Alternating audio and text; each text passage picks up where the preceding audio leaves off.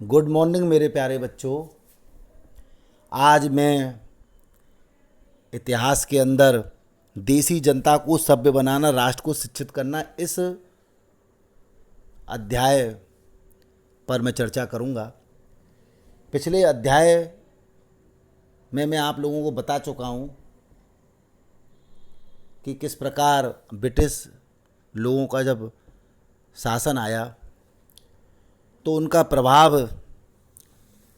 नवाबों, किसानों, आदिवासियों पर किस तरह से पड़ा, इसकी चर्चा हम पहले कर चुके हैं। हम इस चैप्टर में जानने का प्रयास करेंगे कि इन चीज़ों से विद्यार्थियों के जीवन पर क्या असर पड़े। विद्यार्थियों के जीवन को समझना इसलिए ज़रूरी है क्योंकि भारत में अंग्रेज केवल भूक्षेत्र पर अपनी विजय और आय पर नियंत्रण ही नहीं चाहते थे। वह भारतीय संस्कृति को बदलने की सोच के साथ भारत में आए थे। वो चाहते थे कि जो देसी जनता है उसको सभ्य कैसे बनाया जाए, कैसे उसकी मान्यताओं को बदला जाए, कैसे पश्चिम की जो सभ्यता है वो इन पर लागू की जाए, अच्छी प्रजा किस प्रकार बने, इसके लिए क्या क्या कदम उठाए जाएं। इन बातों की चर्चा हम करेंगे। अंग्रेजी शिक्षा को किस तरह से देखते थे। सबसे पहले इस बात पर हम ध्यान दें कि शिक्षा के क्षेत्र में अंग्रेज क्या सोच रहे थे। ये विचार हमें आज सहज ही सामान्य दिखाई देते हैं, लेकिन ये 200 सालों में किस तरह विकसित हुए, इस पड़ताल पर हम विचार करेंगे। भारतीयों ने ब्रिटिश विचारों पर कैसी प्रतिक्रिया दी और इस बारे में अंग्रेज़ों के विचार किस तरह विकसित हुए कि भारतीयों को कैसे पढ़ाया जाए। प्राच्यवाद की परंपरा।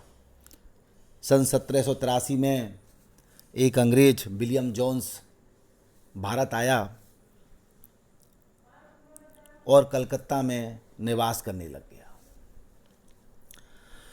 उन्हें ईस्ट इंडिया कंपनी के द्वारा बनाई गई सुप्रीम कोर्ट में जूनियर जज के पद पर तैनात कर दिया। वह कानून की पढ़ाई बड़ी बारीकी से कर आए थे। उन्हें कानून का बहुत अच्छी तरीके से ज्ञान था। वह कानून के साथ साथ एक भाषाविद भी थे।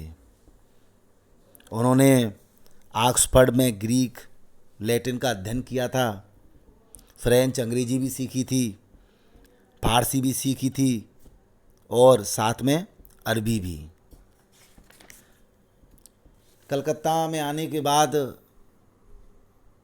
क्योंकि वो ज्ञान लगातार अर्जित करना चाहते थे, इसलिए उन्होंने संस्कृत सीखने की भी ठानी। उन्होंने संस्कृत के विद्वानों के साथ मिलकर व्याकरण, संस्कृत काव्यों का अध्ययन किया। और वो यहीं नहीं रुके। उन्होंने कानून, दर्शन, राजनीति, नैतिकता, अंकगणित, चिकित्सा विज्ञान और अन्य विद्वानों के द्वारा लिखी गई किताबों का अध्ययन भी किया। जोन्स ने पाया कि वो अकेला एकमात्र अंग्रेज नहीं है जो भारतीय किताबों को पढ़ना चाहता है, भारतीय ज्ञान का अध्ययन करना चाहता है। वो जैसे बहुत से अंग्रेज हैं वहाँ पर। उनमें से जो प्रमुख अंग्रेज थे, टॉमस कोलब्रुक, नेथेलियन हॉलेट, भारतीय भाषाएं सीख रहे थे। संस्कृत व फारसी रचनाओं का अंग्रेजी में अनुवाद करा रहे थे। प्राचीन भारतीय विरासत को समझने के प्रयास में लगे हुए थे। इन लोगों ने साथ मिलकर एशियाटिक सोसाइटी ऑफ बंगाल का गठन किया और एशियाटिक रिसर्च नामक शोध पत्रिका का प्रकाशन शुरू किया। जोन्स और कोलब्रुक भारत के प्रति एक खास रवैया रखते थे। भारत की संस्कृति को सम्मान की नज़रों से देखा करते थे, उनके प्रति आदर भाव रखते थे।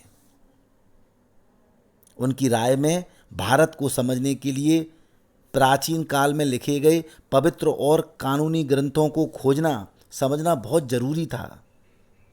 उनका मानना था कि हिंदुओं और मुसलमानों के असली विचारों व कानून को इन्हीं रचनाओं के जरिए समझा जा सकता है और इन रचनाओं के पुनः अध्ययन से ही भारत के भावी विकास का आधार पैदा हो सकता है।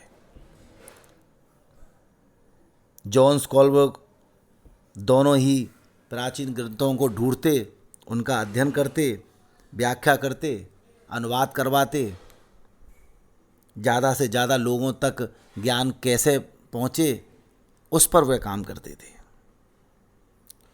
उनका विश्वास था कि यह परियोजना न केवल अंग्रेज़ों को भारतीय संस्कृति से सीखने में मदद देगी, बल्कि भारतीयों को भी अपनी विरासत को दोबारा अपनाने और अतीत के लुप्त वैभव को समझने में मदद देगी।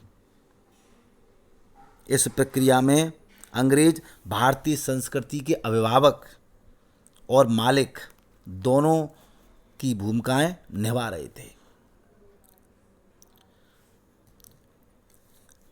जब ये दोनों प्रयास कर रहे थे तो बहुत से अधिकारियों ने दलील दी कि अंग्रेजी जो शिक्षा है, जो पश्चिम ज्ञान है, उसकी बजाय भारतीय ज्ञान को ही क्यों ना प्रोत्साहित किया जाए।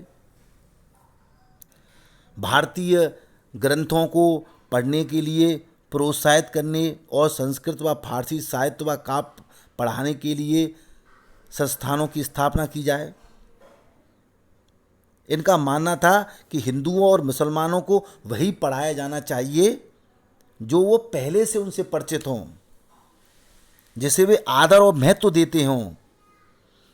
किसी अनजाने विषय की शिक्षा उन्हें नहीं देनी चाहिए, जिसके बारे में वो जानते ही नहीं, उसके बारे में उन्हें शिक्षा क्यों दी जाए।